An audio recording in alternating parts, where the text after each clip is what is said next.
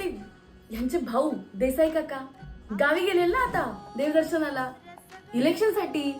मग बाबांना फोन करून सांगितलं 1-2 पेट्या त्यांच्या गाडीत पाठवून द्या. तुम्ही थांबाव. हॅलो, हा बाबा, आंबे पोचले. हा ते देसाई बाबांचा त्यांचा माणूस आत्ताच देऊन गेला. नाही ते प्रचारात आहेत ना, इलेक्शनला उभे. हा बरोबर बरोबर. नशीब त्या पिंटाला घरी येताना कोणी बघितलं नाही, नाही तर आलेच ते सगळे घरी एरियातले. हो, कोकणातले आंबे आलेत म्हणून. मग कोकणातल्या आंब्याची चव वेगळी, इकडे मुंबईत नाही मिळत असे.